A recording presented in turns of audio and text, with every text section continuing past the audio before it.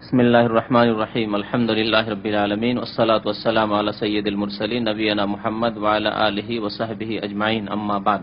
ইহতিরামে আসমাইল্লাহি তাআলা ওয়া তাগয়িরিল ইসমি আজালি যালিক। লেখক বলছেন যে আল্লাহর নামসমূহের সম্মান প্রদর্শন করতে হবে। আল্লাহর নামসমূহের সম্মান প্রদর্শন করা, তাহলে সম্মান প্রদর্শন করার মধ্যে বহু কিছু শামিল, কিন্তু যখন উচ্চারণ করবেন আদবের সাথে, ঠিক না? আল্লাহর নাম উচ্চারণ করবেন তখন আদব এহতারামের সাথে, লিখবেন আদবের সাথে, লিখা আছে আল্লাহর নাম কোন কাগজে সেটাকে রাখবেন আদবের সাথে, ঠিক না? আদবের সাথে রাখবেন, যেখানে সেখানে না। আল্লাহর নাম লেখা আছে, দেখেন আল্লাহ আছে, এমন মুসলিম পত্রিকাগুলোতে সাধারণত আল্লাহর নাম আছে। মুসলিম পত্রিকা যেগুলি বা ইসলামিক পত্রিকা বা মুসলিম দেশ বিশেষ সৌদি আরবের পত্রিকা, আরবি পত্রিকা, আল্লাহর নাম আছেই আছে, ঠিক কিনা? আর আপনি পত্রিকাতে আপনি দস্তরখান বানিয়ে খাচ্ছেন, এটা তো বহু লোক করছে। নামাজি লোক অনেকে দেখা যায়, কি জন্য? কোরআনের আয়াত চাইতে কম কি আল্লাহ রাব্বুল আলামিনের নাম? কোরআন হচ্ছে আল্লাহর গুণ আর আল্লাহর নাম, তো আল্লাহর নাম এবং গুণাবলী সমস্ত কিছুর কি করতে হবে? ইহতিরাম করতে হবে। আয়াত যদি নাও লেখা থাকে কোন জায়গায়, আল্লাহ যেন হেফাজত করেন এই কথাই লেখা আছে, আল্লাহর নাম এলো না। কোরআন লেখা থাকলে তো আরো বেড়ে গেল যে কোরআনের আয়াত আছে। কোরআনের আয়াত নেই, শুধু আল্লাহর নাম আছে, রসুলের নাম আছে। যে কোনো মুসলিম কিছু লিখলে বলছে ইনশাআল্লাহ আগামীকালকে এই কাজ হবে, তাহলে ইনশাআল্লাহ যে লেখা আছে, বা আল্লাহ যদি চান, ইনশাআল্লাহ নেই বাংলায় আছে, আল্লাহ যদি চান, তাহলে আল্লাহর নাম তো এলো। আরবি ভাষায় লেখা থাক আর বাংলা ভাষায় লেখা থাক। আমাদের দেশের মানুষের কিন্তু আরেকটা টেন্ডেন্সি আছে, কি যে আরবি পত্রিকা যদি হয় তাহলে খুব এহতেরাম করে, আর বাংলা যদি পত্রিকা হয়, ইসলামিক পত্রিকা হয়তো বা ইসলামিক কথাবার্তাও লেখা আছে, আল্লাহর বহু জায়গায় নাম লেখা আছে, কোনো পরোয়াই নেই। আর আরবিতে যদি গানও লেখা থাকে, হ্যাঁ, আরবি যদি ফিল্মও থাকে, আরবির সম্মান করার অভ্যাস আছে, কিন্তু আল্লাহর নামের সম্মান করতে হবে। আরবির সম্মান হইতো না যদি কোরআনের ভাষা আরবি না হইতো, আরবির কোন সম্মান হইতো না যদি রাসূলের ভাষা আরবি না হতো, ঠিক কিনা বলেন? কোরআনের ভাষা, রাসূলের ভাষা, সেই জন্য আরবি। আল্লাহ রাব্বুল আলামিনের ভাষা সবগুলি ভাষা। কিন্তু ইব্রাহিম আলাইহিস সালামের ভাষা আরবি ভাষা ছিল না, নূহ আলাইহিস সালামের ভাষা আরবি ভাষা ছিল না, আদম আলাইহিস সালামের ভাষা আরবি ভাষা ছিল না, তাহলে ওগুলি তো আল্লাহর ভাষা। তাওরাতের ভাষা আরবি ভাষা ছিল, সেটা তো আল্লাহর কালাম। তাওরাত, ইনজিলের ভাষা আরবি ভাষা ছিল, সেটাও তো আল্লাহর কালাম।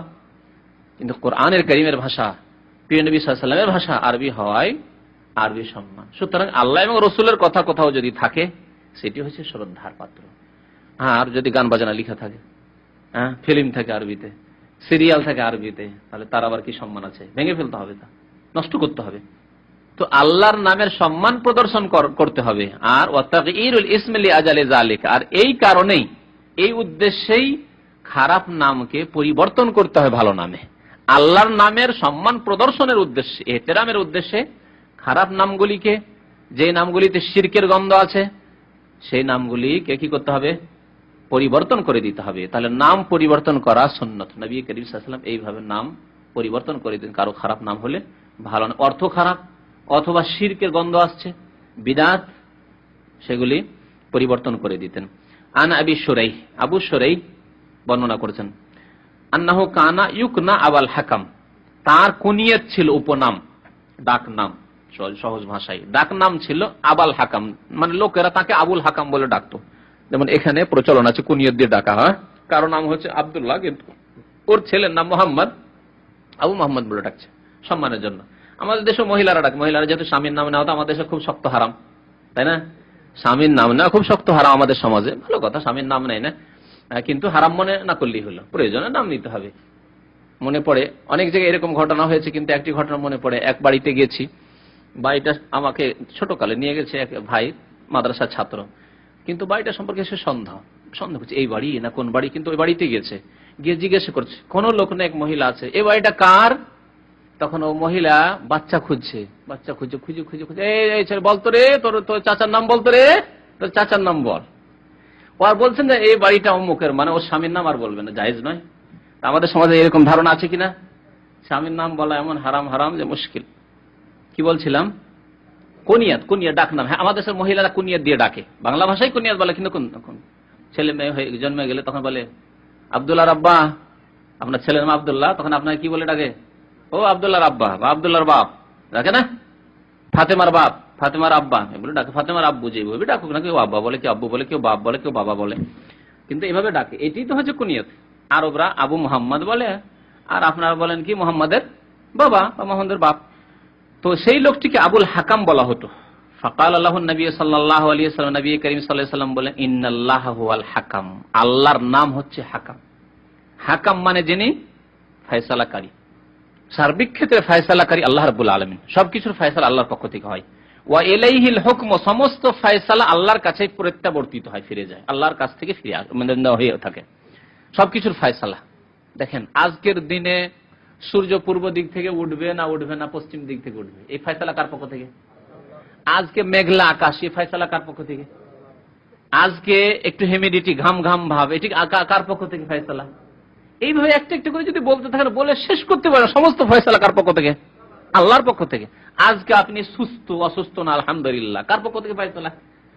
আপনার ভাই আজকে অসুস্থ ইত্যাদি, আপনি আজকে শোকে ভেঙে পড়েছেন, কার পক্ষ থেকে ফয়সালা? আল্লাহর পক্ষ থেকে।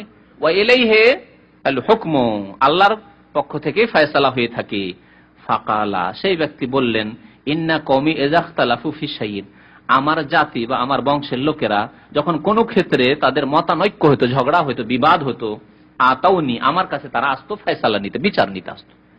গণ্যমান্য যেমন আমাদের দেশের মন্ডলদের কাছে, মালিক সর্দারদের কাছে বা মাতবরদের কাছ থেকে ফয়সালা নেই গ্রামের, আতাউনি তারা আসতো, ফাহাকামতু বাইনাহুম, তাদের মাঝে আমি ফয়সালা করে দিতাম, সালিস করে দিতাম, আর তারা মেনে নিত খুশি হয়ে। ফারাদিয়া কেলাল ফারিকাইন, যে কোনো ঝগড়া দ্বন্দ্ব হলে দুই পক্ষ তারা সন্তুষ্ট হয়ে যেত আমার বিচারে। যখন তারা সন্তুষ্ট হইত, ফাকালা মা হাসানা হাযা ফামালাকা মিনাল্লাহ, তাহলে খুব ভালো কথা।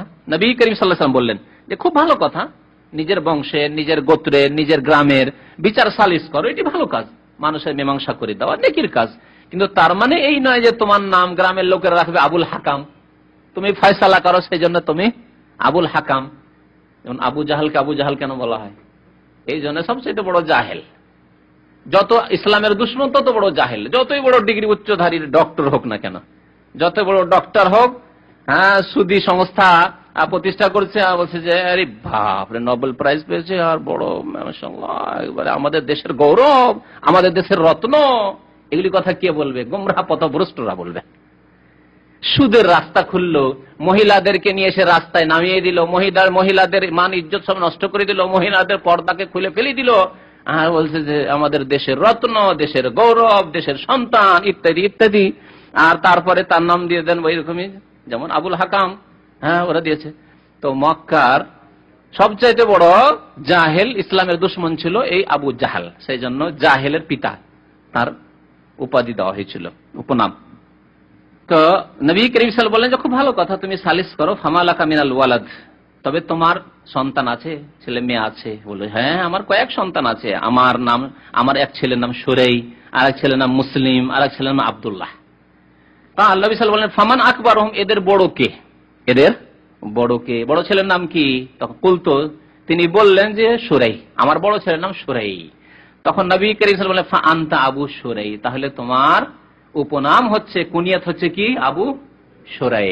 এই হাদিস দ্বারা বহু মাসলা মাসাইল বোঝা গেল। তার মধ্যে একটি হচ্ছে যে কুনিয়াত রাখার ক্ষেত্রে বড় ছেলের নামকে প্রাধান্য দেওয়া উত্তম, ঠিক না? 5টা ছেলে আছে, দেখছেন, বড় ছেলেটা বেশি শিক্ষিত হয়নি, আর ছোট ছেলেটা একেবারে ডাক্তার বা ইঞ্জিনিয়ার, খুব ব্রেনি, তখন আপনি লজ্জা বোধ করছেন।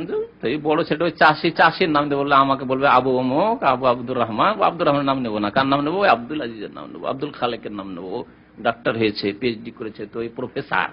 হ্যাঁ, না, যতই শিক্ষিত হোক না কেন, উত্তম হচ্ছে এই ক্ষেত্রে বড় ছেলের নামে ডাকা, আবু সুরাই বলে, সুরাই যেহেতু বড় ছেলে।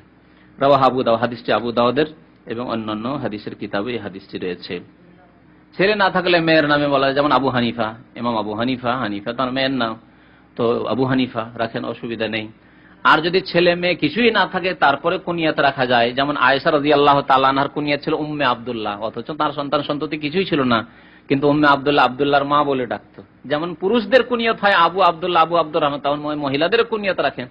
আর আমাদের সমাজে রাখে মাশাআল্লাহ, যেমন আপনাকে ডাকবে, আপনার ছেলের নাম কি? আদনানের বাবা, তেমন আপনার ওয়াইফকে বলে আদনানের মা। বিশেষ করে আপনার শ্বশুর এলাকায় কিন্তু এরকমই করে, হ্যাঁ, অমুকের মা, মোহাম্মদের মা, ফাতেমার মা, আয়েশার মা বলে ডাকে। তো এই যে উম্মে আয়েশা, উম্মে ফাতেমা, এটি হচ্ছে কুনিয়াত। মহিলাদের কুনিয়াত ওম দিয়ে রাখতে হবে, আর পুরুষদের কুনিয়াত আব দিয়ে রাখতে হবে বা ইবিন দিয়ে রাখতে হবে। সাল্লাল্লাহু আলা নবিয়িনা মুহাম্মদ ওয়া আলা আলিহি ওয়া সাহবিহি আজমাইন।